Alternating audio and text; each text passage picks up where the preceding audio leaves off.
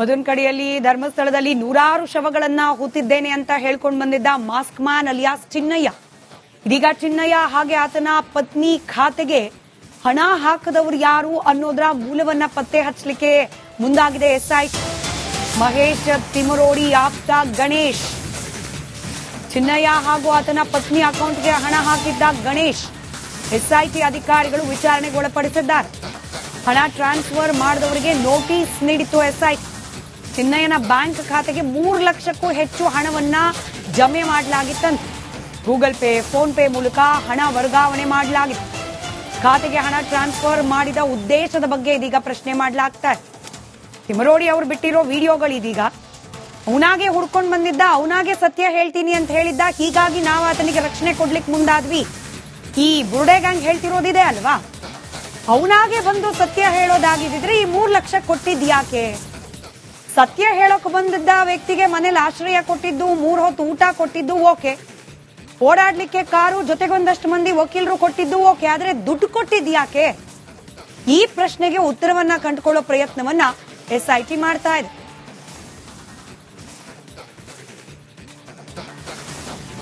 ಮತ್ತಷ್ಟು ಡೀಟೇಲ್ಸ್ ನಮ್ಮ ಪ್ರತಿನಿಧಿ ದಿನೇಶ್ ನೀಡ್ತಾರೆ, ನೇರ ಸಂಪರ್ಕದಲ್ಲಿದ್ದಾರೆ. ದಿನೇಶ, ಈ ಅಕೌಂಟ್ಗೆ ಹಣ ವರ್ಗಾವಣೆ ಮಾಡಿದ ವಿಚಾರಕ್ಕೆ ಸಂಬಂಧಪಟ್ಟಂತೆ ಇದೀಗ ಎಸ್ಐಟಿ ಅಧಿಕಾರಿಗಳು ಗಣೇಶ್ ಅನ್ನುವರನ್ನ ವಿಚಾರಣೆಗೆ ಕರೆದಿರೋದು. ಈ ಗಣೇಶ್ ಯಾರು ಮೂಲತಃ? ಈತ ಚಿನ್ನಯ್ಯನಿಗೆ ಹಣ ಹಾಕಿದ್ದ ಅನ್ನೋದಕ್ಕೇನಾದ್ರೂ ಸಾಕ್ಷ್ಯಾಧಾರಗಳು ಲಭ್ಯವಾದ ಹಿನ್ನೆಲೆಯಲ್ಲೇ ನೋಟಿಸ್ ಕೊಡಲಾಗಿರೋದಾ? ಏನ್ ನಡೀತಾ ಇದೆ ಸದ್ಯಕ್ಕೆ ವಿಚಾರಕ್ಕೆ ಸಂಬಂಧಪಟ್ಟಂತೆ ಅಪ್ಡೇಟ್?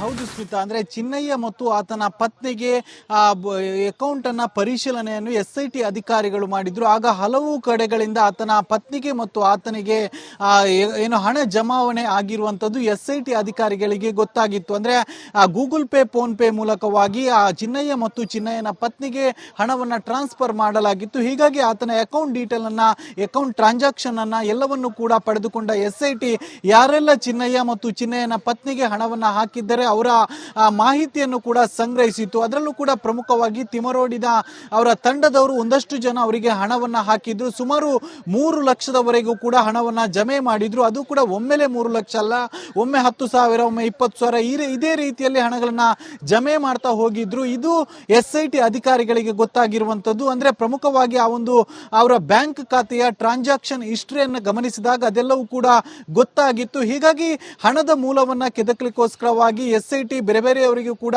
ನೋಟಿಸ್ ಅನ್ನ ನೀಡಿದೆ. ಅದರಲ್ಲೂ ಕೂಡ ಪ್ರಮುಖವಾಗಿ ತಿಮರೋಡಿ ಅವರ ತಂಡದಲ್ಲಿ ಇದ್ದಂತ ಹಲವರಿಗೆ ನೋಟಿಸ್ ಅನ್ನು ಕೂಡ ನೀಡಿರುವಂತದ್ದು. ಅಂದ್ರೆ ಈ ಒಂದು ಬ್ಯಾಂಕ್ಗೆ ಹಣ ಜಮಾವಣೆ ವಿಚಾರವಾಗಿ ಅವರಿಗೆಲ್ಲ ಈಗಾಗಲೇ ನೋಟಿಸ್ ಅನ್ನು ಕೂಡ ನೀಡಿದ್ದಾರೆ. ವಿಚಾರಣೆಗೆ ಹಾಜರು ಆಗ್ಬೇಕು ಅನ್ನುವಂತಹ ಸೂಚನೆಯ ಜೊತೆ ಆ ನೋಟಿಸ್ ಅನ್ನು ಕೂಡ ನೀಡಿರುವಂತದ್ದು. ಅದರಂತೆ ಗಣೇಶ್ ಅವರನ್ನ ಈಗಾಗಲೇ ಎಸ್ಐಟಿ ವಿಚಾರಣೆಗೆ ಒಳಪಡಿಸಿದ್ದು. ಅಂದ್ರೆ ಈ ಗಣೇಶ್ನ ಖಾತೆಯಿಂದಲೂ ಕೂಡ ಹಣ ವರ್ಗಾವಣೆ ಆಗಿತ್ತು ಅನ್ನುವಂತಹ ಮಾಹಿತಿ ಇದೆ. ಹೀಗಾಗಿ ಗಣೇಶ್ನನ್ನ ಈಗಾಗಲೇ ಎಸ್ಐಟಿ ಅಧಿಕಾರಿಗಳು ವಿಚಾರಣೆಗೆ ಒಳಪಡಿಸಿದ್ದಾರೆ.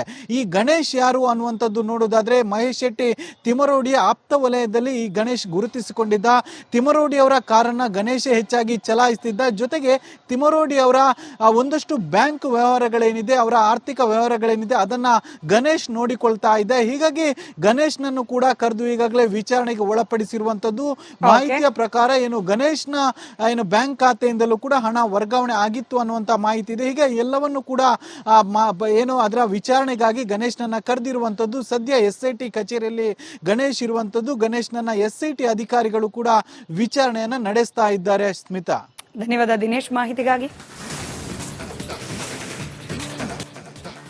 ಒಂದೊಂದು ಕಡೆಯಲ್ಲಿ ಧರ್ಮಸ್ಥಳದಲ್ಲಿ ನೂರಾರು ಶವಗಳನ್ನ ಹೂತಿದ್ದೇನೆ ಅಂತ ಹೇಳ್ಕೊಂಡು ಬಂದಿದ್ದ mask man alias Chinnaiah.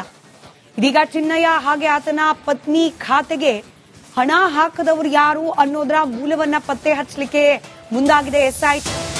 Mahesh Thimarodi ಆಪ್ತ ಗಣೇಶ್, ಚಿನ್ನಯ್ಯ ಹಾಗೂ ಆತನ ಪತ್ನಿ ಅಕೌಂಟ್ಗೆ ಹಣ ಹಾಕಿದ್ದ ಗಣೇಶ್ ಎಸ್ಐಟಿ ಅಧಿಕಾರಿಗಳು ವಿಚಾರಣೆಗೆ ಒಳಪಡಿಸಿದ್ದಾರೆ.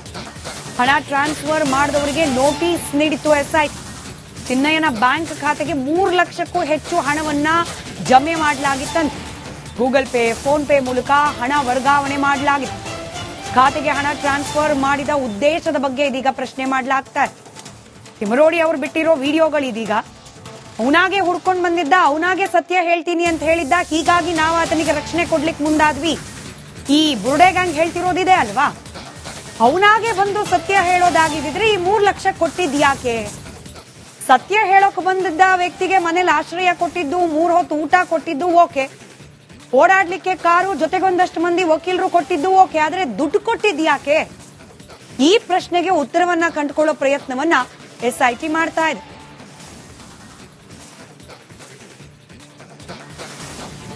ಮತ್ತಷ್ಟು ಡೀಟೇಲ್ಸ್ ನಮ್ಮ ಪ್ರತಿನಿಧಿ ದಿನೇಶ್ ನೀಡ್ತಾರೆ, ನೇರ ಸಂಪರ್ಕದಲ್ಲಿದ್ದಾರೆ. ದಿನೇಶ, ಈ ಅಕೌಂಟ್ಗೆ ಹಣ ವರ್ಗಾವಣೆ ಮಾಡಿದ ವಿಚಾರಕ್ಕೆ ಸಂಬಂಧಪಟ್ಟಂತೆ ಇದೀಗ SIT ಅಧಿಕಾರಿಗಳು ಗಣೇಶ್ ಅನ್ನುವರನ್ನ ವಿಚಾರಣೆಗೆ ಕರೆದಿರೋದು. ಈ ಗಣೇಶ್ ಯಾರು ಮೂಲತಃ? ಈತ ಚಿನ್ನಯ್ಯನಿಗೆ ಹಣ ಹಾಕಿದ್ದ ಅನ್ನೋದಕ್ಕೇನಾದ್ರೂ ಸಾಕ್ಷ್ಯಾಧಾರಗಳು ಲಭ್ಯವಾದ ಹಿನ್ನೆಲೆಯಲ್ಲೇ ನೋಟಿಸ್ ಕೊಡಲಾಗಿರೋದಾ? ಏನ್ ನಡೀತಾ ಇದೆ ಸದ್ಯಕ್ಕೆ ವಿಚಾರಕ್ಕೆ ಸಂಬಂಧಪಟ್ಟಂತೆ ಅಪ್ಡೇಟ್ಸ್?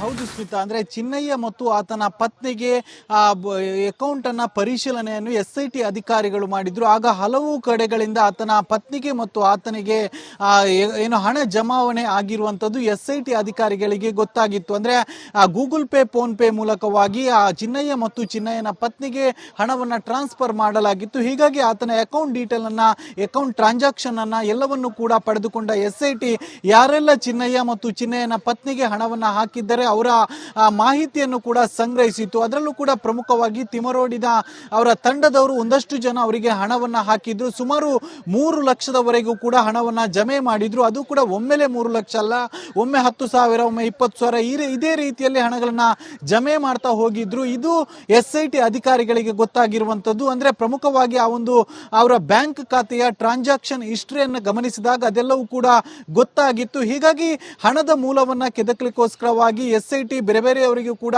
ನೋಟಿಸ್ ಅನ್ನು ನೀಡಿದೆ. ಅದರಲ್ಲೂ ಕೂಡ ಪ್ರಮುಖವಾಗಿ ತಿಮರೋಡಿ ಅವರ ತಂಡದಲ್ಲಿ ಇದ್ದಂತ ಹಲವರಿಗೆ ನೋಟಿಸ್ ಅನ್ನು ಕೂಡ ನೀಡಿರುವಂತದ್ದು. ಅಂದ್ರೆ ಈ ಒಂದು ಬ್ಯಾಂಕ್ಗೆ ಹಣ ಜಮಾವಣೆ ವಿಚಾರವಾಗಿ ಅವರಿಗೆಲ್ಲ ಈಗಾಗಲೇ ನೋಟಿಸ್ ಅನ್ನು ಕೂಡ ನೀಡಿದ್ದಾರೆ. ವಿಚಾರಣೆಗೆ ಹಾಜರು ಆಗ್ಬೇಕನ್ನುವಂತಹ ಸೂಚನೆಯ ಜೊತೆ ಆ ನೋಟಿಸ್ ಅನ್ನು ಕೂಡ ನೀಡಿರುವಂತದ್ದು. ಅದರಂತೆ ಗಣೇಶ್ ಅವರನ್ನ ಈಗಾಗಲೇ SIT ವಿಚಾರಣೆಗೆ ಒಳಪಡಿಸಿದ್ದು. ಅಂದ್ರೆ ಈ ಗಣೇಶ್ನ ಖಾತೆಯಿಂದಲೂ ಕೂಡ ಹಣ ವರ್ಗಾವಣೆ ಆಗಿತ್ತು ಅನ್ನುವಂತಹ ಮಾಹಿತಿ ಇದೆ. ಹೀಗಾಗಿ ಗಣೇಶ್ನನ್ನ ಈಗಾಗಲೇ SIT ಅಧಿಕಾರಿಗಳು ವಿಚಾರಣೆಗೆ ಒಳಪಡಿಸಿದ್ದಾರೆ.